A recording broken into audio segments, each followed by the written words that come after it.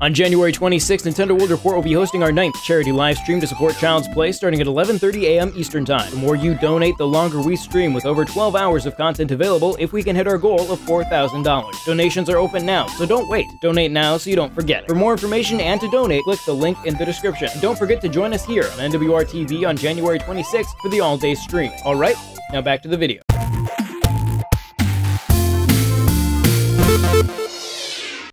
By the time Travis Strikes Again comes out on Nintendo Switch, Travis Touchdown's previous starring role, No More Heroes 2, will be nearly 9 years old. It came out on the Wii. It's been a very long time since the cult classic series from Suda 51 and Grasshopper Manufacturer last appeared. The series' awaited return is No More Heroes 3 though. Travis Strikes Again is a lot more of a reintroduction of the character and the world in a scaled back setting, focusing a lot more on the side-scrolling or isometric beat-em-up gameplay, with bizarre setups and stylistic detours. The juvenile and meta sense of humor rules the day, as is No More Heroes tradition. Travis is still an assassin as bloodthirsty as ever, and the game within a game concept is more charming than it has any right being. The premise kicks off with Travis hiding out in a secluded trailer, avoiding his past life, climbing up the ranks of the United Assassins Association.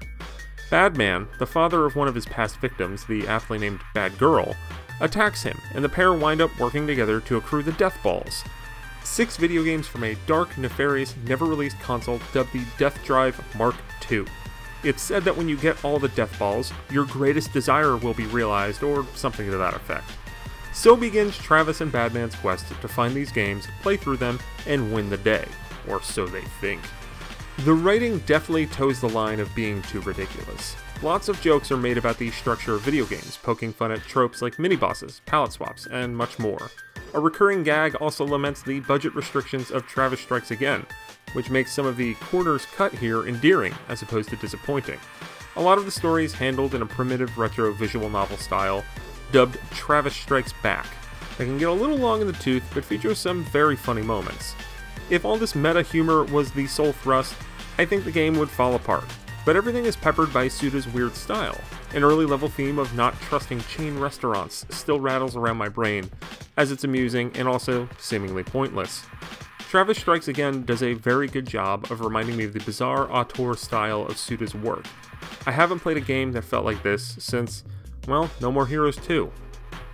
Each of the games within a game play out similarly, with some light universe building setting up the fictional story of the development, usually with some solid jokes paying homage to real gaming history. Each of the 6 games have different hooks, whether it's the murder case setup of Life is Destroy, the mansion exploration of Coffee and Donuts, or the racing in Golden Dragon GP. However, the most common gameplay is primarily uniform between all. They are all beat-em-ups that feel like a slimmed-down rendition of the previous No More Heroes entries. Combat is basic, with light and heavy attacks and a dodge, but enough nuance is present to keep it engaging. Skills and special abilities add variety, as you can equip up to 4 skills that vary from health regen to powerful one-shot attacks. On its own, this gameplay wouldn't hold up over the course of the adventure, but combined with each game's quirks, the strong writing, and good sense of humor, it all works well, even more so if you have an engaged friend to play the game within co-op. Where it falters is in some of the extraneous twists. It's thankfully not that long, but the zoomed out, top-down neighborhood exploration segments in the second game, Life is Destroy, well outstay their welcome, especially when a time pressure is added to the last few areas. And it's often hard to tell what areas can be walked through or not. The isometric camera is occasionally an issue in general, restricting your view of the action. Also, the platforming never works in any form across any of the games, but thankfully it's never much of the focus.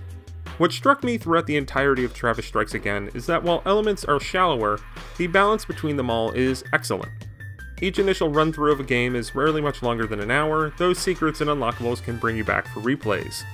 Aspects like the racing minigame are novel and have the potential to get old fast, but the minigames never linger that long. The beat-em-up gameplay, truthfully, isn't all that deep, but when it starts to get stale, a puzzle or some weird story beat is usually there to break it up. Adding more to the whole being greater than the sum of its parts are the various indie game references in the shirts Travis and Badman can wear. My Travis alternated between wearing a SteamWorld Dig 2 Hyperlight Drifter and the Messenger shirt, while I dug the bright blues of Badman in a Bit Trip Runner shirt.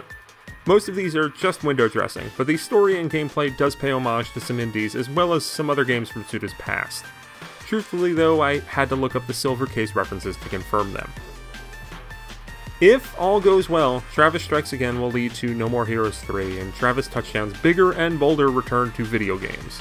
Thankfully, even if it's a little weird and limited in some respects, Travis Strikes Again is a very fun game that makes me excited for the future of the series. Spending time in the punk rock hellscape of No More Heroes isn't something I thought I'd get to do again.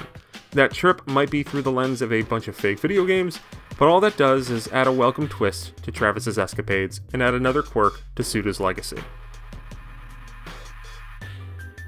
If you enjoyed this and want to see more stuff like it, then be sure to like and subscribe here at Nintendo World Report TV. We also have a website, nintendoworldreport.com, and you can support us over on Patreon at patreon.com/NWR. Thank you so very much for taking the time to watch this video, and have a very good day. Bye.